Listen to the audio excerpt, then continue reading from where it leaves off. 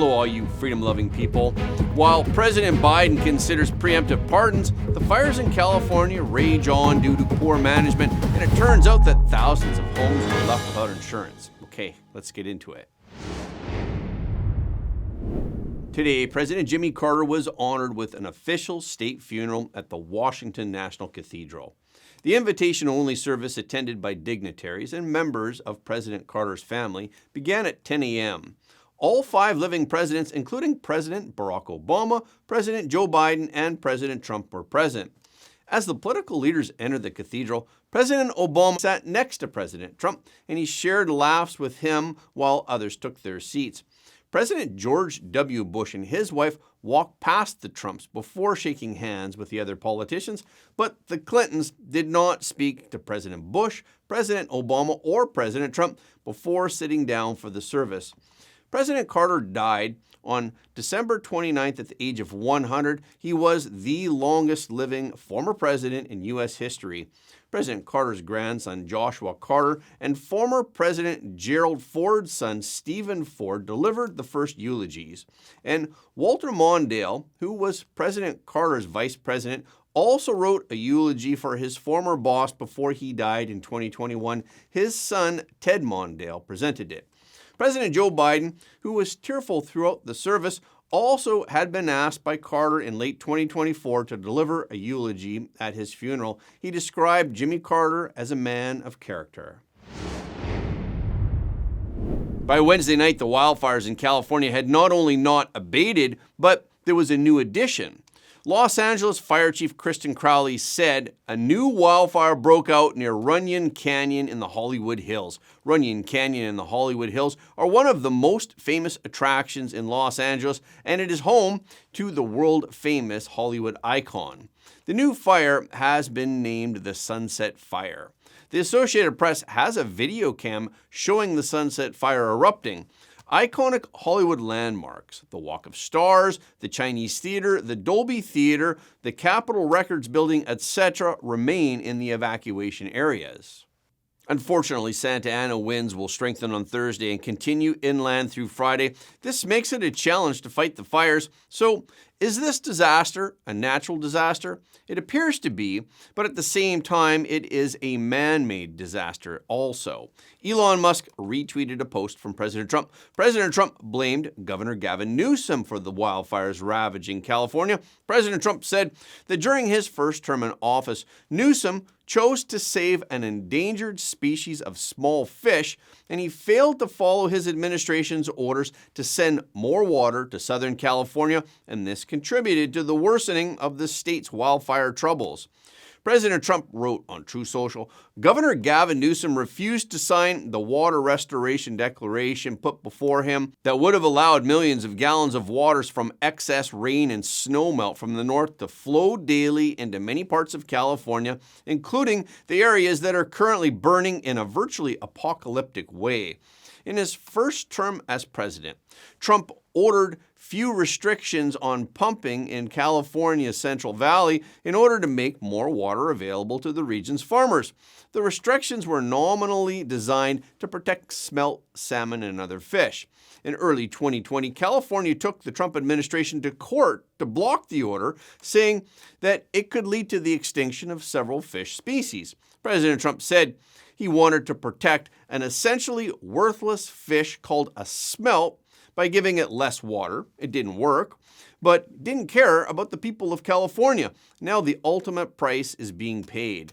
President Trump says that he'll challenge all that when he gets to the White House. He said, I will demand that this incompetent governor allow beautiful, clean, fresh water to flow into California.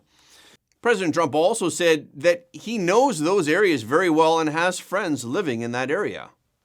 What's happening in California is a true tragedy.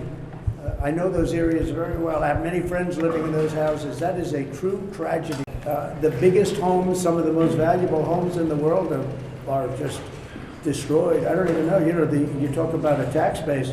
If those people leave, you're going to lose half your tax base of California. This is a true tragedy, and it's a mistake of the governor, and you could say the administration. They don't have any water. They didn't have water in the fire hydrants. They don't have water. And yet they have, the water comes from, you know where? Up north. And it comes down at levels, they get millions and millions of barrels of gallons of water that they have, and they send it out into the Pacific. For the Pacific, it's like a drop, it's nothing. But for California, it would take care of the whole state. So what's happened is a tragedy, and the governor has not done a good job. With that being said, I got along well with him when he was governor. We worked together very well, and we would work together. I guess it looks like we're going to be the one having to rebuild it.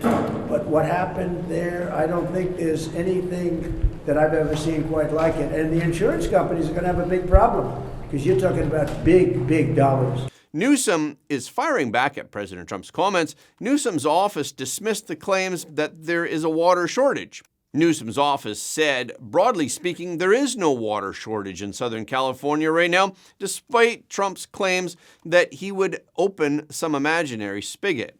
Newsom's press office wrote on X, LADWP said that because of the high water demand, pump stations at lower elevations did not have enough pressure refill tanks at higher elevations, and the ongoing fire hampered the ability of crews to access the pumps.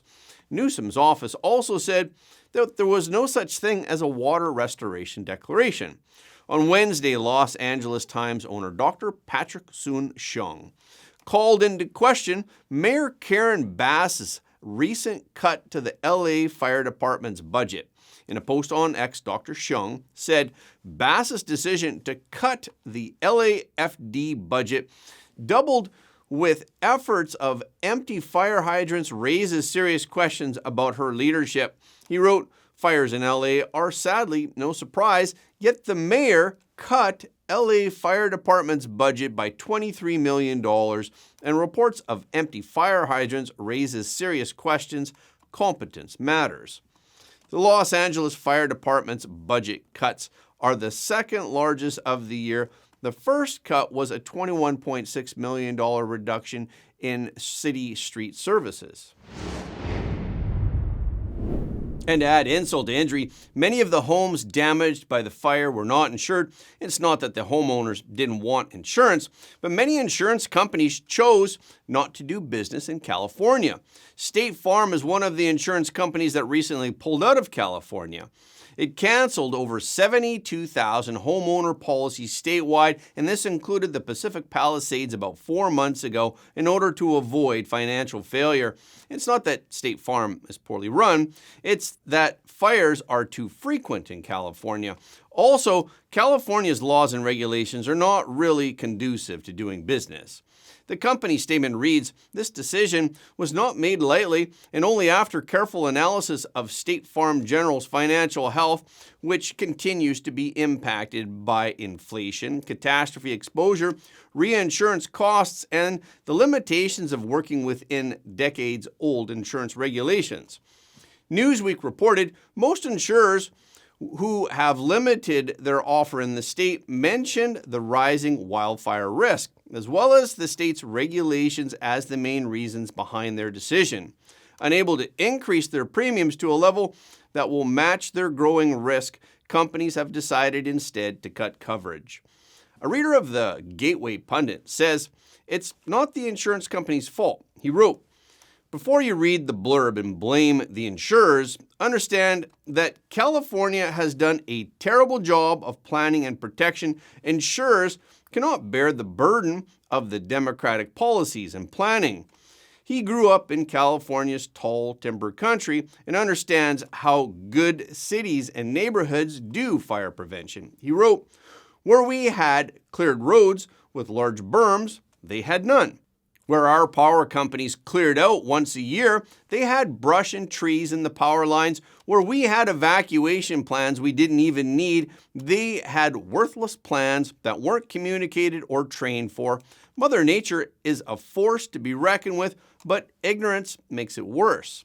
His conclusion is, bottom line, you vote stupid, you live in ignorance, you don't fear Mother Nature as well as love it, and think that government is there to protect you. You are a sitting duck. You may not deserve it, but you brought it all on yourselves. President Biden was interviewed on Wednesday by USA Today's Susan Page. We all know that President Biden rarely gives interviews. This unusual move before he leaves office naturally drew a lot of attention. So what was his message? One of the telltale signs I heard was that he thought his life was coming to an end. The conversation started when he dropped out of the presidential race, a decision that Susan Page believes President Biden was reluctant to make. Susan Page asked him, if you won, would you have the vigor to serve 4 more years? He said, I don't know. In such a state of mind, Biden probably does not attach much value to many things. Fame, status, and even money, which used to be very important, are no longer important. When Susan Page asked him if he was concerned that the pardon of his son would affect his legacy, he said that it would not. The Wall Street Journal came out with an exclusive a while back that blew the whistle on some of the inner workings of the White House over the past 4 years. Biden does not control the White House, and many important government officials are unable to see him at any time. It's an open secret. Therefore, I guess even he himself does not really appreciate his so-called legacy. Naturally, Biden does not care whether his legacy will be affected or not. In the interview, he also said that the trend of the world is not under the control of national leaders. He said the world's moving not because of any particular leader, but the nature of things that are happening around the world. Not only did he pardon large numbers of people, but he also advised President Trump not to go after those who offended him, such as Liz Cheney, Dr. Anthony Fauci, and others. Biden said, I tried to make clear that there was no need, and it was counterintuitive for his interest to go back and try to settle scores. He said that President Trump didn't take a position, and because he's not sure about President Trump's stance, he is considering doing a preemptive pardon. Preemptive pardons would protect people from prosecution for charges that have not yet been brought. So Page asked him, so you haven't decided yet, you're still assessing the issue? Biden said, no, I haven't. A little bit of it depends on who he puts in what positions. Democrats and media allies urged Biden in the last several weeks to pardon many of his comrades, including Mark Milley, Christopher Wray, Justice Department lawyers, Joe Biden himself, the whole Biden family, Liz Cheney, Representative Nancy Pelosi, and Adam Kinzinger, among others. At President Biden's age, he probably thinks life is the most important thing. As long as you're alive, you're lucky. That's why he'll suddenly announce that he's got a great-grandchild after hearing a report on the fires from California Department of Forestry and Fire Protection officials at a briefing. Only one piece of good news. My son lives out here and his wife. They got a notification yesterday their home was probably burning to the ground. Today, it appears that it may be still standing. We're not sure. But the good news is I'm a great-grandfather as of today. I was granddaughter. 10-pound, 4-ounce baby girl, a baby boy. So I can remember this day for a lot of wrong reasons. President Biden was scheduled to travel to Rome on Thursday to meet with Pope Francis, Italian Prime Minister Giorgia Meloni, and Italian President Sergio Mattarella.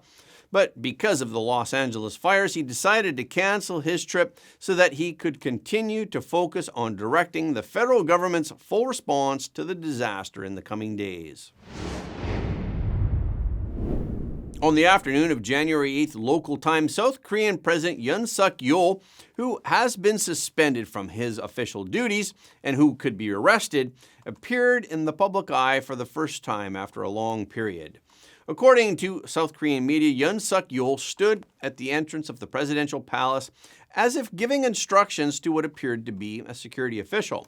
President Yoon Suk-yeol's last public appearance was on the night of December 3rd last year, the day he issued the martial law order that shocked the world. It's been 36 days since then. During this time, Yoon Suk-yeol has chosen to disappear. With the exception of an open letter that was published before the new year, he has remained silent no matter how the heated outside world has been. This time, he chose to make a public appearance at just the right time. Just 3 hours before he was photographed, the Democratic Party, the largest opposition party, claimed that Yoon Suk Yeol had left the presidential residence quietly in a bulletproof vehicle a few days earlier. The director of the Investigation Bureau claimed that Yoon Suk Yeol had escaped when he was questioned by the parliament. He said that although he had not received accurate information, he did hear something about the vehicle. Yoon Suk Yeol's lawyer refuted the opposition party's claim, saying that the president has not left the residence. Comments have pointed out that Yoon Suk Yeol showed up at this time for two reasons. The first reason is to break the rumor that he had escaped, and the second reason is to try to tell his supporters that he is all right. It was also to galvanize the presidential office's security staff. They have been faithfully defending him all this time. The South Korean president is now facing a situation somewhat like the situation President Trump faced before the election. This impeachment has also helped him gather more supporters. The latest poll released today shows that the ruling party to which the president belongs has 32%, while the largest opposition force, the Democratic Party, has 36%, leaving a gap of only 4%. In the survey conducted by the same organization in the third week of December, the ruling party trailed behind the Democratic Party by 20.8%, and the gap had narrowed to 15.2% in the fourth week. Now it is only 4%. So the rebound is fast. According to Mason Ritchie, a professor at the Korean Foreign Studies University in Seoul, the attempt to arrest Yoon seems to have re-energized conservatives. Of course, whether or not Korea can break free from the grip of communism and the left depends on whether or not there are enough Korean people to be awakened. And that's a wrap for this episode. Thank you so much for your support of Front Page. Please remember that every like, comment, and share helps more people to see the truth. If you haven't already, please subscribe. And if you have already subscribed, we thank you. But please double check to make sure that you're still subscribed, because some of our audience have reported that they're somehow unsubscribed without their knowledge. We've also heard that many of you don't get notifications of our videos anymore on YouTube. So when you do subscribe on YouTube, please make sure to tap the notification bell as well. Okay, this is our show for today. Thank you so much for tuning in. If you like what you heard today, please don't forget to like this video and share it with your friends and family, because everybody deserves to know the truth.